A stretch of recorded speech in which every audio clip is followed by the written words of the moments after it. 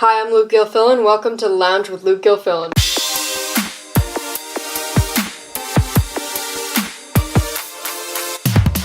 Alright, we have a bunch of news to go over today, actually. So, first off, there was a major fight in the during sixth period lunch on I forget, May 1st, I believe. May 1st, that would be, I'm not sure.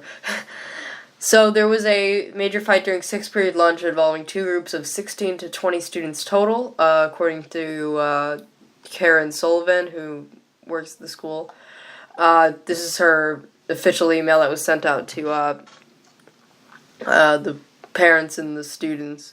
Dear staff and families, we wanted to let you know that this afternoon during sixth period lunch there was a fight in the student center or outside of the student center, rather. It was more in the main area of the building, involving two groups of 16 to 20 students total. Several Oak Park police officers responded and came to the school, but their intervention was not needed.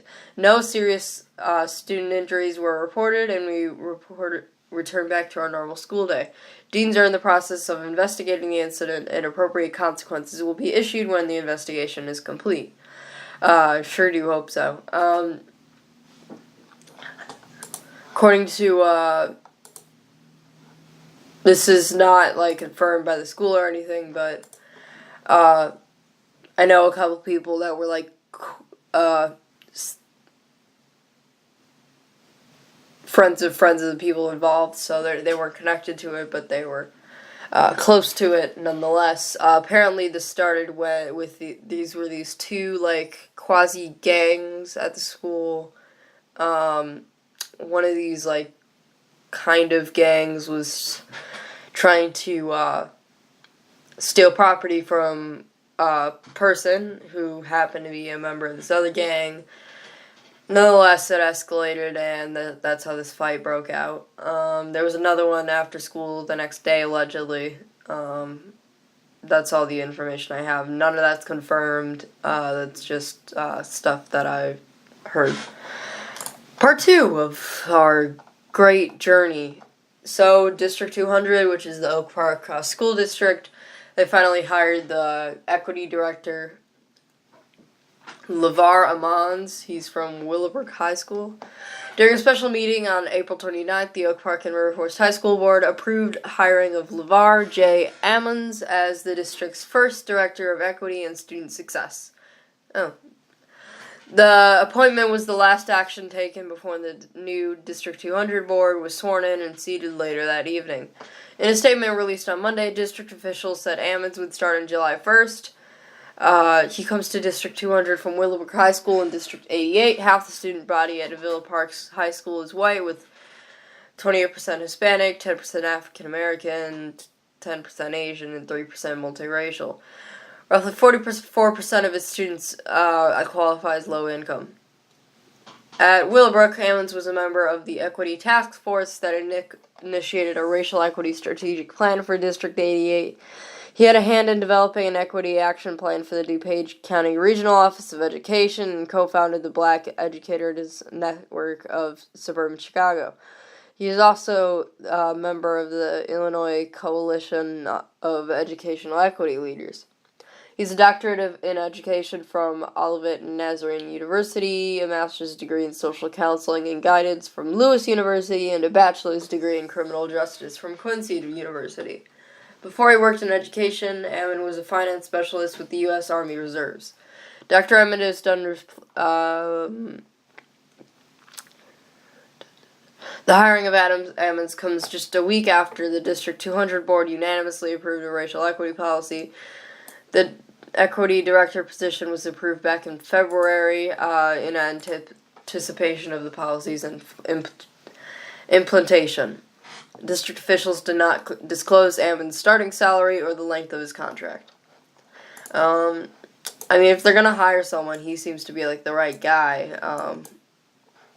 I'm assuming his salary is extremely high, given that resume. And more murals taken down, because that's something that we need to do now, I guess. 2 more murals set for removal at local schools. School officials that broke both Gwendolyn Brooks Middle School and Horace Mann Elementary School are following the lead of their counterparts at Percy Julian Middle School by removing murals depicting primarily white people.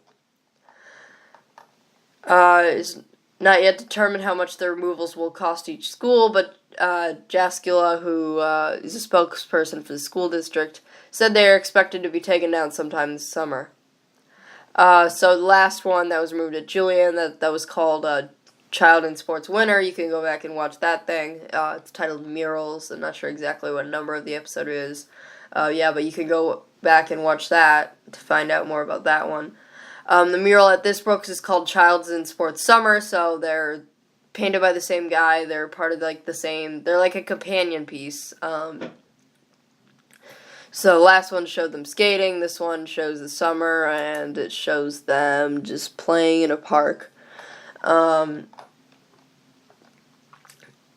That's at Brooks, and is painted in 1937, same, probably was during the Great Depression, Works Project Administration's Federal Art Project, that was during the New Deal.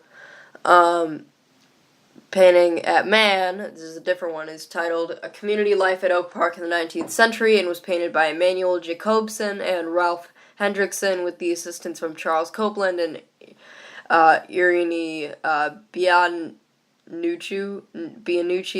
in 1936. So these are, 75-year-old paintings each, maybe a little more.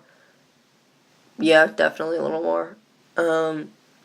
The murals at Brooks and Julian are both 16 feet 10 inches long by 6 feet 2 inches high. The mural at Mann is 7 feet high by 75 feet long. So these are big murals, and it's going to cost a lot to remove them. Well, the one at Julian, I believe it was hung up, and they were able to remove it.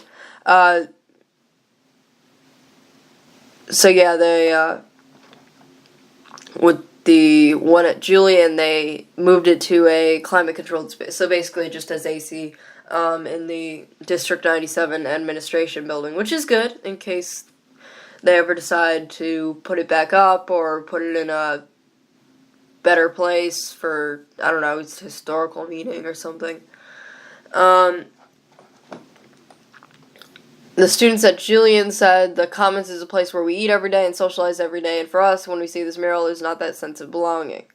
He said the school district aims to foster a sense of, this is according to Jaskula, who's spokesperson for the thing.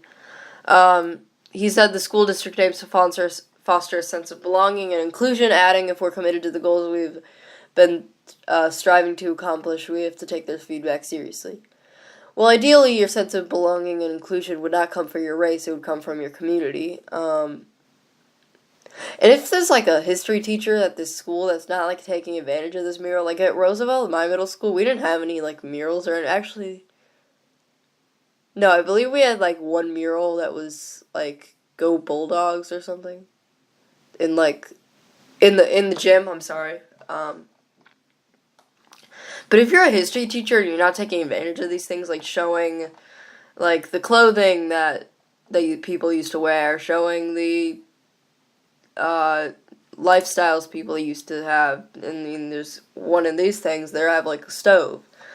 And I'm sure there are plenty of areas in this school where there are no murals, and I don't get why they can't just paint, Oak Park in the 2000s, and then maybe, since it's so important that we have all the races included in these murals, paint whatever you want up there and show our new lifestyles and that would create, especially for the history department at these schools, if you're looking for local history, that would create a good reason to walk around the halls and be oh, see, they used to wear synthetic fibers and now we wear this kind of stuff. Now we wear cotton more. I don't know. But there's no addition and subtraction, and taking away these murals is not going to accomplish anything.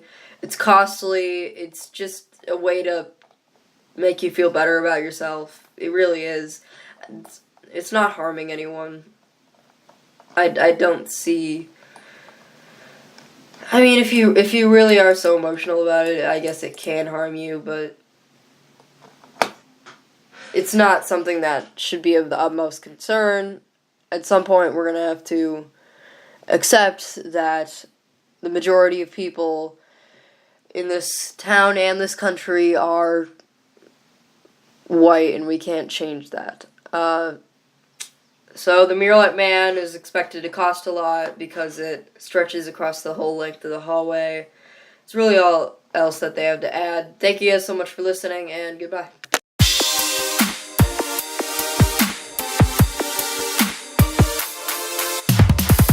Thanks so much for listening. The Lounge with Luke Gilfillan comes out every Saturday and Sunday. Be sure to hit the subscribe button, and if you would be interested in getting notified every time a video comes out, hit the gray bell right next to the subscribe button.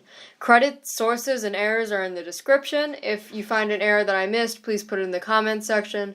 If you are interested in donating to my channel, because I bought recording equipment, which kind of costed a lot, my Patreon, which is a donation site, is in the description. If you have any feedback, put it in the comments section. Toodaloo.